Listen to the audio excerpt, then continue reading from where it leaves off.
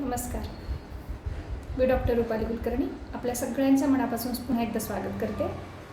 आपण उद्याच्या ग्रहणाविषयी आणि मराठी नूतन वर्षातील पहिला सण आपला गुढीपाडवा याविषयी माहिती जाणून घेणार आहोत. उद्या खग्रास सूर्यग्रहण 8 एप्रिल 2024 रोजी खग्रास सूर्यग्रहण होत आहे, परंतु हे भारतात दिसणार नाही आहे.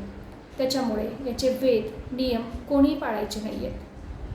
त्याचबरोबर गुढीपाडवा हा सण दुसऱ्या दिवशी म्हणजे 9 एप्रिल 2024 रोजी मंगळवारी येत आहे. याचा मुहूर्त दिवसभर आहे. सकाळच्या वेळी आंघोळ करून गुढ्या तोरणं उभारणं गरजेचं आहे. त्याचबरोबर आपल्या मुख्य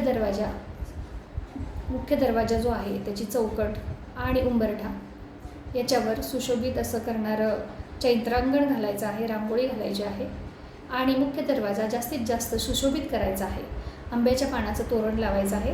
आंब्याच्या पानाच्या तोरणामुळे ऑक्सिजन 24 तास मिळत असतो आणि त्याचबरोबर लिंबाचा पाला आणि चिंच आणि गुळ हे घालून अमृत असं आपण सर्वांनी सेवन करायचं आहे.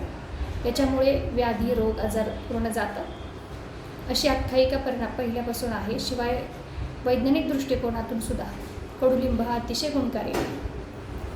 तसेच गुप्त नवरात्री सुरू होत आहे चैत्र प्रतिपदेपासून म्हणजेच 9 एप्रिल 2024 पासून. याच्यामध्ये गुप्त नवरात्री देवीची उपासना करणं गरजेचं आहे. श्रीयंत्र उपासना करणं गरजेचं आहे. त्याचबरोबर कुंकुमार्जन करणंही गरजेचं आहे. दुर्गा सप्तशतीची पाठी करू शकता आपण, कुंकुमार्जन करू शकता, श्रीसूक्त वाचू शकता, कुंजिका स्तोत्राचे पाठ घेऊ शकता. असे 9 दिवस तुम्ही गुप्त नवरात्रीची जर उपासना केली म्हणजेच देवीची उपासना केली तर तुम्हाला खूप त्याचे फायदे होणार आहेत. देवीची कृपा आपल्या घराण्यावर सतत होत राहणार आहे.